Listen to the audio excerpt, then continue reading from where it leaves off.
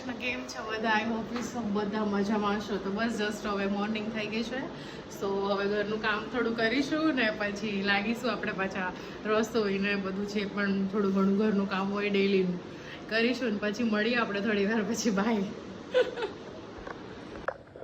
બસ કામ કરીને તો ફ્રી થઈ ગયા છે, બટ આ પડદા ધોયા હતા ને પડદા લગાવવાના છે, તો ફ્રી થઈ ગઈ તો વિચાર્યું મારે લગાવી દઈ. ગરમી તો એટલી છે કે ના પૂછો વાત. કામ કરીને ફ્રી થાય ને તે ગરમી તો એટલી હોય છે ને, પંખા નીચે ઘડીક બે કામ બધું પતી ગયું છે. હવે રસોઈ બનાવવાનો થોડોક ટાઈમ છે, પછી કરી દઈએ.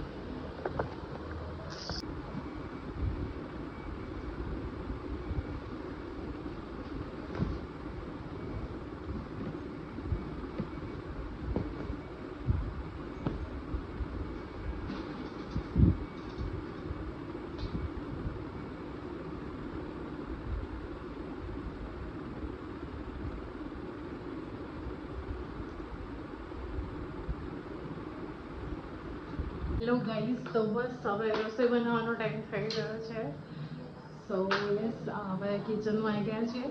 બનાવવાના છે આજે દાલ ફ્રાઈડ રાઈસ. તો એ જ આજે 2 જણા છીએ તો બનાવું તો શું બીજું બનાવું, તો પછી વિચાર્યું કે દાળ મેં પહેલાં પલાળી દીધી હતી અહીંયા, અને હવે બસ એને મૂકી દઈશું. તમને બતાવું હું કેવી રીતે દાલ ફ્રાઈડ રાઈસ બનાવું છું. દૂધ ગરમ કર્યું હતું તો થઈ ગયું ગરમ, ઠંડુ બી થઈ ગયું તો ફ્રીજમાં મૂકી દઈએ. પહેલાં પાણી ગરમ કરવા મૂકું છું, બિકોઝ હું ઉપરા છાપરી મૂકું છું દાળ પર, તો પાણી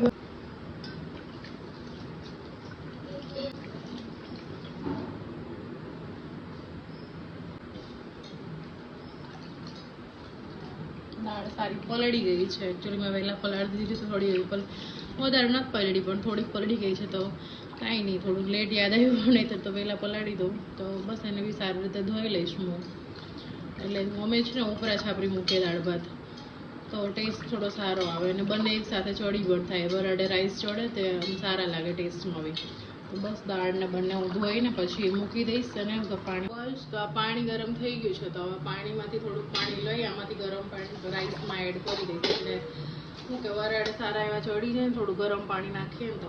અને બસ પછી હવે 1 ગ્લાસ જેટલું પાણી કાઢી દઈશ ને પછી હું કરી દઈશ દાળ એડ કરી દઈશ આમાં, તુવેરની પલાળેલી દાળ. થોડું પાણી વધારે હોય કરી આપણે કેમ બસ એડ કરી લીધા, અને એડ થઈ જાય ને તો દાળમાં થોડુંક સોલ્ટ એડ કરી દઈશું. તમે દાળ થોડી સારી પાકે એના માટે, અને થોડોક એવો અડધી ચમચી જેવો હળદર પાવડર નાખીને સારી રીતે મિક્સ કરી લેશો, એટલે એમ સારી રીતે ચડી જાય દાળ, સમજે? બસ પછી કાંઈ નહીં, કાણાવાળું સીધું મૂકી દેવું, એના ઉપર રાઈસ મૂકી દઈશું. અને રાઈસ મૂકીને રાઈસમાં છે ને થોડુંક એવું થયું ઘી એડ કરીશું આપણે. થોડું પાણી મેં કીધું વધારે પડશે, થોડું કાઢી લીધું મેં. અને બસ એવું જરૂરી નથી, પણ થોડું ઘી એડ કરીએ ને તો ચીપકે નહીં એકબીજાને. તો બસ મેં અહીંયા થોડુંક એવું ઘી એડ કરી દીધું, પછી એને ઢાંકી દેવું, ઉપર છાપરી મૂકી દેવું આમ કરીને. હા, તો થઈ ગયું સરસ મજાનું. આવી રીતે ધીમા તાપે મૂકી દઈશું તો એ થઈ જાય, ચડશે એની મહેતા. 40 મિનિટમાં થઈ જશે. બસ ડુંગળી લઈ લીધી છે ને હવે છે ને મીઠું લઈ લઈશું થોડું વઘાર કરવા માટે, ને ગ્રીન ચીલી લઈ લઈશું. તો કેવું લસણ લઈ લેશું, એટલે છે ને સરસ એવી દાળ વઘારી રેડી. બસ, તો આટલી સામગ્રીને થોડી રીતે કટ કરી લઈશું. ટામેટું, ડુંગળીને લસણ છે ને લીલું મરચું છે, એટલે સારું ઝીણું કટ કરીશું ને એને આપણે આમથી જ વઘાર કરીશું દાલ ફ્રાયનો. બસ, તો પછી હું અહીંયા કટ કરવા લાગીશું બધું. ના, એ ઝીણું એડવાન્સમાં કટ કરીને રાખી દઉં, એટલે દાલ રાઈસ ચડી છે ને પછી ડાયરેક્ટ એનો વઘાર કરવાનો જ છે દાલ ફ્રાયનો. એટલે મેં કીધું અત્યારે ફ્રી હતી તો અમે રસોઈ બનાવવાનો થોડોક ટાઈમ થઈ ગયો છે, 11:30 નથી થયા પણ 11:15 જેવું થયું છે. તો મેં કીધું લાઈવ પ્રિપેરેશન કરી દઉં. તો બસ એ કરું છું અત્યારે. તો હું તમે લોકો શું બનાવો છો આજે એ મને કહેજો કમેન્ટ કરીને. કંઈક નવું એવું સારું એવું બનાવતા હોય તો મને આઈડિયા આવશે તો હું બનાવીશ કે કેવું ટેસ્ટમાં કેવી રીતે બનાવવાનું કહેજો. લો હવે જોઈ લઈએ કે દાળ રાઈસ જોડ કેવા થયા છે.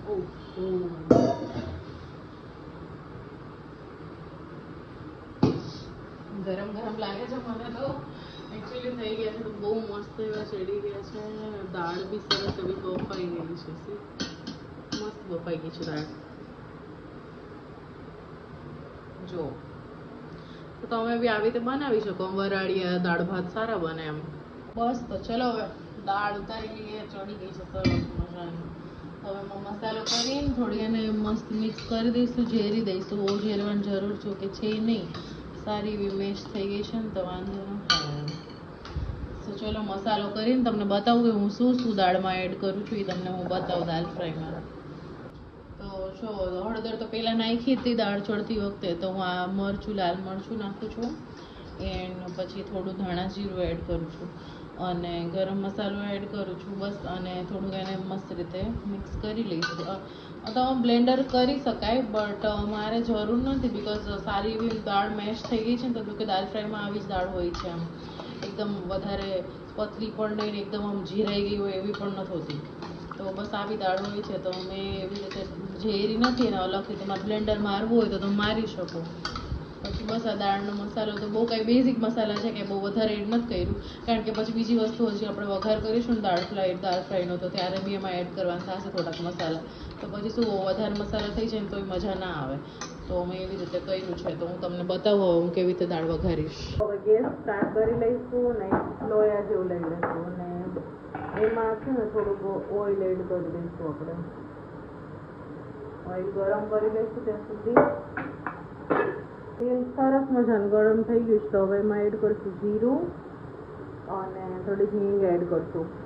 પછી મેં નાખ્યા છે પેલા લાલ સૂકા મરચાં અને 2 તમાલપત્રના પાન નાખ્યા છે. તો એને તોડીને થોડા. અને પછી હવે હું એમાં એડ કરીશ ગાર્લિક અને લસણ. ગાર્લિક અને લસણ અને આદુનું હું એડ કરીશ થોડું. અને એ સારી રીતે મસ્ત રીતે સતડાઈ જાય ને પછી હું એમાં એડ કરીશ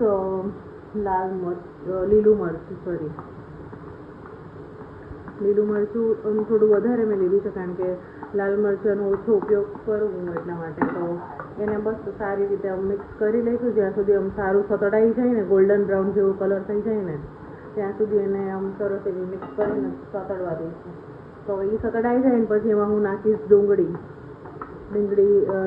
તો એનાથી ટેસ્ટ આવે છે. ઓનિયન ઇઝ બહુ મસ્ત છે આ રેસીપીમાં. તો બસ એ મેં એડ કર્યું ને એને બી સારી રીતે આમ મિક્સ કરી લઈશ ને. મિક્સ કરીને એમાં ઉપરથી છે ને થોડુંક એવું સોલ્ટ એડ કરવાનું એટલે છે ને સરખું રીતે ચડી જાય. અમે એક દાળમાં બી એડ કરેલું છે તો બહુ વધારે નહીં કરતો નહીં તો ખારું થઈ જશે. તો થોડું સોલ્ટ એડ કરીએ તો જેથી જલ્દી પકવા લાગે. તો મેં સોલ્ટ એડ કર્યું અને પિંચ એવી થોડી એવી હલ્દી પાવડર અને એને સારી રીતે ગેસની ફ્લેમ થોડી હાઈ કરીને સારી રીતે એને સાતડવા દઈશું. તો થોડી વારમાં હજી સરસ એવી સતડાઈ જશે. તો જો ડુંગળી છે ને સરસ મજાની સતડાઈ ગઈ છે. ગોલ્ડન કલર જેવો થઈ ગયો છે ને આમ સારી ગળી ગઈ છે. તો હવે એમાં હું એડ કરીશ ટમાટર. કારણ કે ટમાટર એડ કરીને એટલે ટેસ્ટ સારો આવે. બહુ લીંબુ એડ કરવાની જરૂર ન પડે. તો એને બી આમ સારી રીતે મિક્સ કરીને એને બી સાતડવા દઈશું. આમ સાવ ગળી જાય ને ટામેટા ત્યાં સુધી એને આમ મસ્ત સાતડવાના. સતડાય છે ટામેટા તો એમાં થોડોક મસાલો કરી લઈ. તો એમાં મેં થોડુંક લાલ મરચું પાવડર થોડુંક જ એડ કર્યું કારણ કે મેં દાળમાં એડ કર્યું હતું ને એટલે. અને થોડોક અમથો ગરમ મસાલો અને થોડોક અમથું ધાણા જીરું પાવડર એડ કર્યું છે. અને હળદર તો નાખી હતી પહેલાં તો સેજ અમથી નાખી દઈએ એટલે કલર સારો આવે દાળનો. તો પછી બસ એને સરસ રીતે મિક્સ કરી દેવાનું. મિક્સ કરીને સાતડવા દેવાનું તો સારું એવું સતડાઈ જાય. તો જો સરસ મજાનો ટામેટા બી મસ્ત મિક્સ થઈ ગયા છે. આમ ગળી ગયા છે ને સરસ એવા જળી ગયા છે. તો બસ હવે અહીંયા ટાઈમ હું ગેસની ફ્લેમ સ્લો કરી દઉં છું અને પછી એમાં એડ કરીશ હું જે દાળ આપણે બનાવી છે ને એ દાળ થોડીક આમાં એડ કરીશું એટલે સરસ મજાનો વઘાર થઈ જાય આપણો. મસ્ત એવો થઈ ગયો. હવે એને એમ થોડું મિક્સ કરી દેવાનું. પછી આ વઘારને પાછું દાળમાં નાખી દઈશું એટલે બધી દાળ મિક્સ થઈ જાય સારી રીતે. આ દાળ તો થઈ ગઈ હવે. હવે આને મેં લઈ અને તપેલીમાં ટ્રાન્સફર કરી લઈશ એટલે દાળ ઇઝ રેડી. દાળ તો સારી એવી ઉકળે છે તો હું આ ટાઈમે છે ને બહુ વધારે નહીં નાખું શુગર, પણ 1 ચમચી જેટલી શુગર એડ કરી દઈશ એટલે છે ને બેલેન્સ થઈ જાય બધો ટેસ્ટ, આમ કોઈ વધારે સોલ્ટેડ કે એવું ના લાગે. અને પછી લીંબુ એડ કરી દઈશ એટલે શું લીંબુ એડ કરીએ ને એટલે ટેસ્ટ તો સરસ આવવાનો જ છે. અને નોર્મલી બધાને એવું હોય છે, મને તો વધારે એવું છે કે મને તો એક્સ્ટ્રા લીંબુ નાખીને ખાવા જોઈએ, તો એનો સોલ્ટ અને બંને વધારે મતલબ એ જોઈએ મને. તો બસ આમાં અમે લીંબુ એડ કરી દીધું ને પછી સારી રીતે એને ઉકળવા દઈશું અને પછી ઉપરથી આપણે વઘાર કરીશું. એ ઇમ્પોર્ટન્ટ છે, તડકો લગાવીશું દાળને, દાળ તડકા બનાવીશું. આ તો સરસ એવી ઉકળી ગઈ છે જો હવે. બસ હવે દાળમાં ઉપરથી તડકો લગાવી દઈશું એટલે દાળ તડકા રેડી થઈ જાય એટલે ખાવાની થોડી વધારે મજા આવે. તો મેં છે ને એક વઘારિયામાં થોડું તેલ લીધું છે ને એમાં થોડું ઘી એડ કર્યું છે. તેલ તમે થોડુંક લીધું છે પણ ઘીથી આપણે વઘાર કરીએ ને તો ટેસ્ટ બહુ સારો આવે. તો બસ થોડું ઘી પણ એડ કર્યું છે એમાં અને બસ એને ગરમ થઈ જાય પછી મને બતાવવાનું કાશ્મીરી મરચું એડ કર્યું તો એ તીખું નહીં લાગે પણ કલર બહુ સારો એવો આવશે, બહાર જેવો, બહાર રેસ્ટોરન્ટમાં ખાઈએ ને એવો. બસ તો ગરમ થઈ ગયું છે ઘી તો પછી એમાં એડ કર્યું મેં ગાર્લિક એડ કર્યું, લસણના ઝીણું ઝીણું કાપેલું હતું ને એ એડ કરી દીધું અને અડધી ચમચી જેટલું કાશ્મીરી મરચું એડ કરીશ અને એને મસ્ત રીતે મિક્સ કરી લઈશ. એટલે મિક્સ કરશું ને એટલે સરસ એવો મસ્ત સ્મેલ આવશે, આમ સુગંધ તો એટલી સારી આવે ને કે વાહ ભાઈ વાહ શું બનાવી દીધું હે. પછી બસ કાંઈ નહીં, આ વઘારને આપણે છે ને જે દાળ આપણી બની ગઈ હતી ને એમાં એડ કરી દઈશું. ઓહો સરસ એવો છોક લાગી ગયો મસ્ત બહારવાળો. બસ તો એમાં એડ કરી દીધો આપણે વઘાર એટલે ટેસ્ટ ઓફકોર્સ સારો આવવાનો જ છે એનો દાળનો. તો બસ દાલ ફ્રાય બનીને પણ રેડી છે, જો સરસ મજાની બની ગઈ છે ને. તો હવે છે ને જીરા રાઈસ બનાવું છું તો હું તમને બતાવું છું હું કેવી રીતે બનાવું છું. હા પાછું આમાં થોડાક ઉપરથી કોથમરી એડ કરી દઈશ એટલે સરસ મજાની રેડી બહાર જેવી. એક પેનમાં ઓઇલ નહીં લીધું મેં બટ ઘી લીધું છે. ઘીથી દાળ મતલબ જીરા રાઈસ સારા બને. બસ ઘીને ગરમ થવા દઈશું થોડું અને ગરમ થઈ જાય પછી એમાં જીરું એડ કરીશ.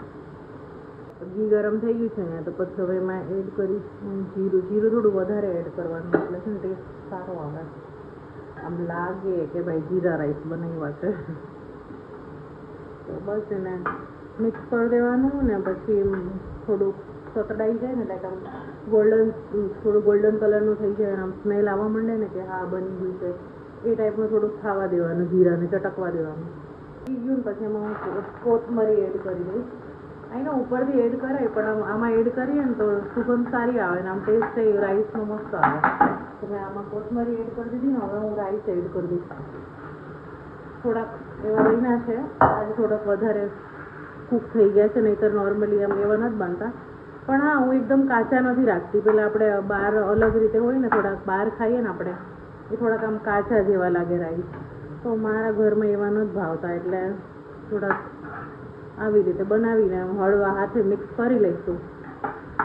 તો બસ રેડી છે જીરા રાઈસ. તો ચલો હવે જમી લઈએ. તો હાલો તમે બધા જમવા. કેવું લાગ્યું મારો વિડીયો મને કહેજો બધા, અને પ્લીઝ મારા પેજને ફોલો કરજો ને સપોર્ટ કરજો, લાઈક કરજો, કમેન્ટ કરજો ને કેવી લાગી મારી રેસીપી. કંઈ સજેશન હોય તો તમે મને કહેજો કમેન્ટમાં, તો હું નેક્સ્ટ ટાઈમ ધ્યાન રાખીશ. કારણ કે તમે કેવી રીતે બનાવો છો ને મેં હું આમાં મિસ્ટેક કરી છે એ તમે મને કહેજો. બધા જે જોવો એ મારા ફ્રેન્ડ્સ, તો બધા મારા મિત્રો. બસ મેં નવું સ્ટાર્ટ કર્યું છે બ્લોગિંગ, તો મને શોખ હતો તો મેં દુકાન કંઈક કરીએ ફ્રી છીએ તો તમે મને કહેજો કેવું લાગ્યું તમને મારો બ્લોગ નાનો એવો બપોરની રસોઈનો. તો અને બસ પ્લીઝ બધાને શેર કરજો ને ફોલો કરજો મારા પેજને અને લાઈક કરજો ને હા મારું યુટ્યુબ ચેનલ પણ છે તો ત્યાં પણ તમે સબસ્ક્રાઈબ કરજો ને ઇન્સ્ટાગ્રામ પેજમાં પણ તમે મને ફોલો કરજો. ચલો ત્યારે જય શ્રી કૃષ્ણ, મળીએ નવા બ્લોગમાં. બાય.